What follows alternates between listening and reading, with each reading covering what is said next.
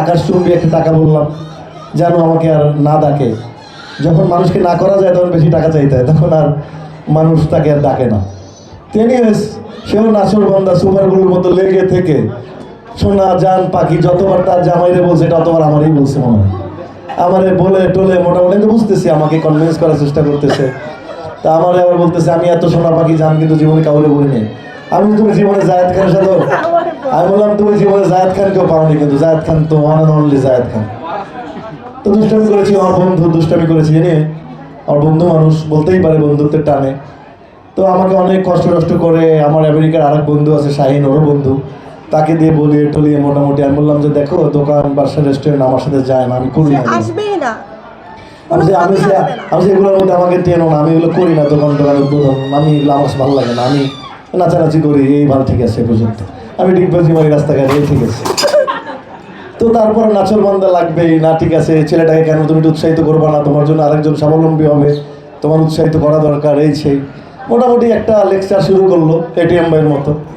তো জাস্ট রাজি হলাম, লাস্টে 14 তারিখ ডেট হলো, আসলাম, এসে পরিবেশ দেখে আমি বিমোহিত। আমি যাতে I didn't expect that the মানে এই বাফেটটা ইটস ভেরি নাইস, এটা একদম অন্যরকম স্টাইল, মানে মনে হচ্ছে জায়েদ খানের সাথে যায়। জায়েদ খান যেমন সবাই যেমন বলে জায়েদ খান রোলেক্স পরে, রয়্যাল মালাবার পরে, এরকম যায় আর কি। আমি একটু ছোটোবেলা থেকে একটু পশ, ধরেন আমার স্যার যদি একই পাঞ্জাবি 3 বার পরে আসতাম, মনে স্যার আপনার কাছে পরবো না, আপনি একই পাঞ্জাবি কেন 3 বার পরে আসছেন, 3 দিন কেন পরে আসছেন। তো একটু শৌখিন পশনেস আমার কাছে ভালো লাগে। তো আমি দোকানে ঢুকে আসলে ওরকম ভালো লাগলো যে বাফেট লাউঞ্জ কেন মানুষ এত জনপ্রিয়, এবং কেন মৌ আমাকে বারবার বলতেছে যে তুমি আসলে তোমার ধারণা চেঞ্জ হয়ে যাবে।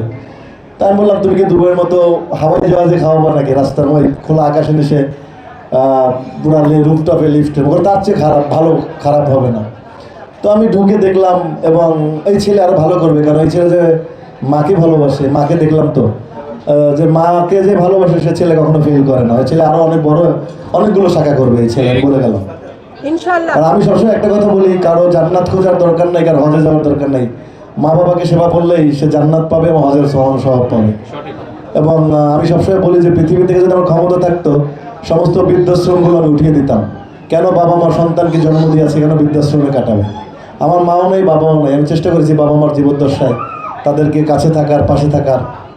এবং আমি আজকে যতটুকু পপুলার বা যা করছি শুধুমাত্র বাবা মা দোয়া করে গিয়েছি বলে, সবসময় মনে লাগলেও মাথায় হাত বুলিয়ে গালে চুমু দিয়ে গেছে, ওই দোয়াই হয়তো বেঁচে আছে। এনিওয়ে তো এই আয়োজন দেখে আমাকে মুগ্ধ করেছে, এত সুন্দর আয়োজন, এত সুন্দর রেস্টুরেন্ট, মানুষ তো আজকাল টাকা আছে, সুন্দর পরিবেশ চায়, সুন্দর লিফট, সুন্দর রাস্তার পাশে, তো ভালো পরিবেশ, মানুষ। খাবার মান তো আমি বলতে পারবো না, বিকজ আমি খাইনি, যেহেতু আমি বলতে পারবো না, মিথ্যা কথা। আমি যেটা ইউজ করি না সেটা মিথ্যা কথা বলি না, কারণ যে তেল ইউজ করবো না সে যদি বলে যে তেল ভালো লাগে, তো এটা এক ধরনের হিপোক্রেসি হয়, যে কারণে এই কাজটা আমি করি না। তো নিশ্চয়ই যার আগে দর্শনদারি তারপরে গুণ বিচারি, এই ছেলের যেহেতু ওই সৈকতের যেহেতু এই রেস্টুরেন্টই এত সুন্দর দেখতে, অত শৌখিনভাবে করেছে, তো নিশ্চয়ই ওর খাওয়ার মানও নিশ্চয়ই ভালো হবে।